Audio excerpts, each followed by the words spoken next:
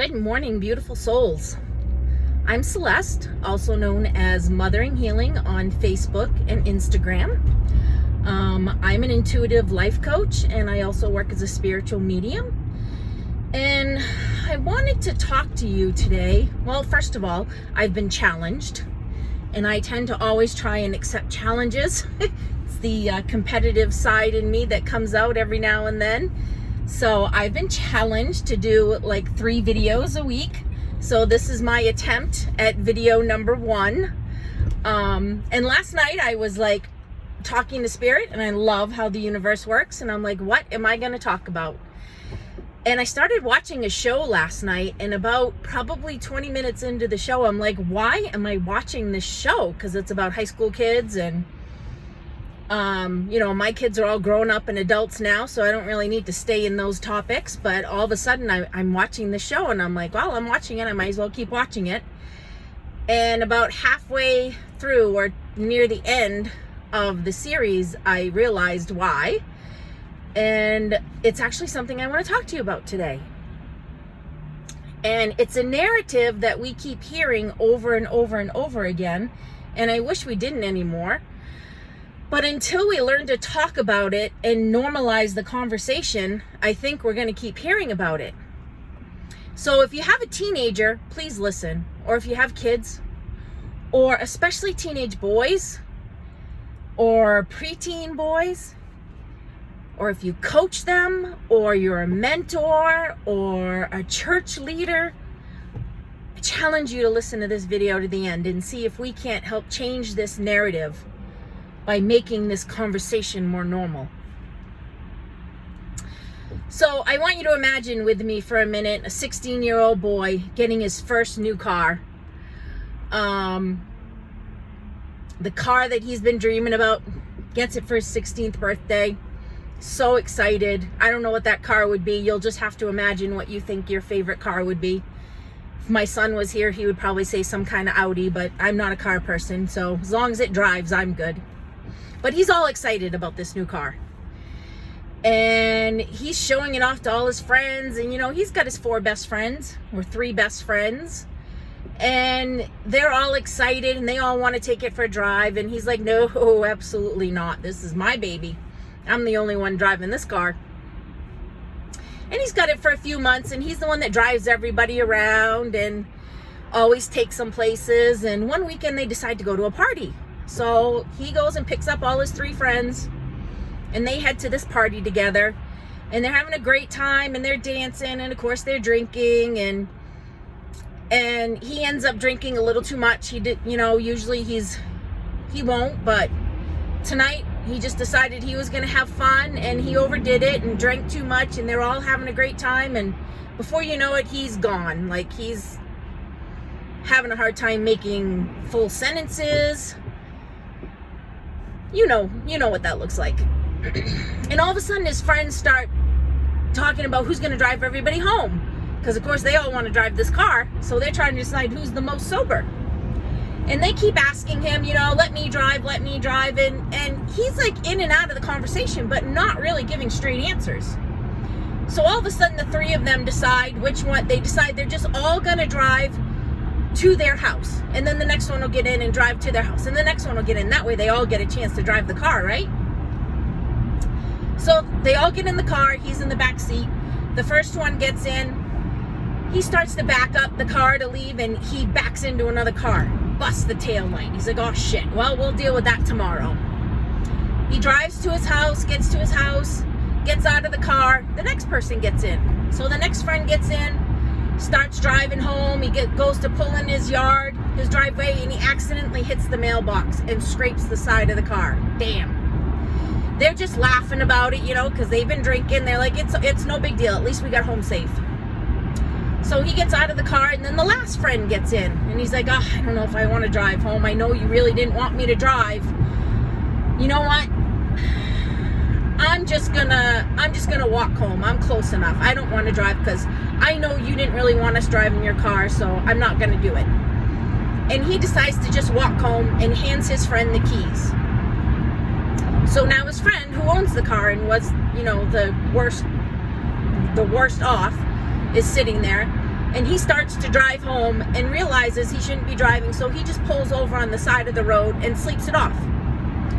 Wakes up the next morning and he's like, oh my gosh, what happened? Gets out, looks at his car, he's got the whole side scraped up, he's got a broken tail light, and he can barely remember. He remembers bits and pieces, but not too much. So he starts texting all of his friends to try to figure out what happened. And they're like joking about it. They're like, yeah, you know, you were just gone, wasted, so we decided to just all drive to our houses. And he's mad. He's upset. And they're like, come on, it's no big deal. Why are you mad? We all got home safe. It's just a couple scratches. It can be fixed. What would you do in this situation? Would you be calling the police? Would you be friends with them anymore? Would they be paying for the damages? I'm sure most of you are sitting there saying, especially if you're dads, you're damn right, they're paying for these damages. Something's going to happen. Well, now I want you to take that car and I want you to replace that car with a 15, 16, 17-year-old girl. You heard me. I want you to imagine that these three boys, we'll say 3 at this point, or we can still keep it at 4. No, we'll say 3. Our friends, you know, one of their best friends is a girl. She's one of the guys. She hangs out with them. They do things together. All of a sudden they go to a party. They tease, sexual ways even, because she's one of the guys. They talk the talk. She talks it with them. And all of a sudden they go to a party and they get drunk, and these boys decided that, you know, she really wants to have sex with them. It happens all too often, and it still happens. And they all take their turn, and they damage her in some way. And then they wake up the next morning and they joke like it was what she wanted, and why is she so upset, and what's your problem? But she's damaged from that point on, or feels that way. And they get away with it. Not only do they get away with it, but she's probably labeled a whore for sleeping with her 3 friends, best friends, while they're like some studs for all getting it in with one girl. It's not right. It's not right. And I can't believe that it still continues to happen. But that was the scenario in the movie I watched last night, the show I watched last night. And this speaks to me because this happened to me when I was in high school. The guys weren't in high school, but they were friends. I thought they were friends. We hung out together all the time. We drank together. We partied. We did a lot of fun stuff. But one night it wasn't so fun anymore. And I remember so vividly, in disbelief, wondering how this could be happening right now, and why they were doing what they were doing, and just laying there bawling my eyes out while they took their turns with me. Trying not to look at them and just wanting it to be over with, and just, again, being in disbelief that it could even be happening. We need to teach our young men that it's more than a girl saying no. That they need to have a conversation with someone before they even think about having sex with them. That they can't just react on their hormones. They have to talk about it with whoever they want to have sex with. They have to make sure that both people want this to happen and how it's going to happen. They have to stop assuming. We have to talk to our young men so that they can have respect for the other person, so that they can show responsibility, because they have a part in it. It's gone beyond our girls just saying no and them not stopping. That's not the only time it's rape. If there is not consent, if there is not mutual consent between the parties, that is both people saying, yes, this is what I want to do in this moment, then it is rape.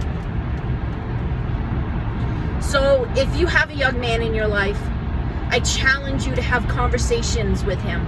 I challenge you to make this normal, because it's not enough to just tell our kids not to have sex.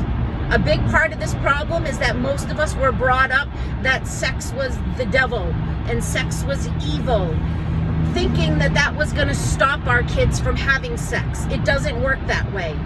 You need to talk to them. You need to make the conversation normal so that they're not just running out blindsided and acting on their emotions and their feelings and their testosterone.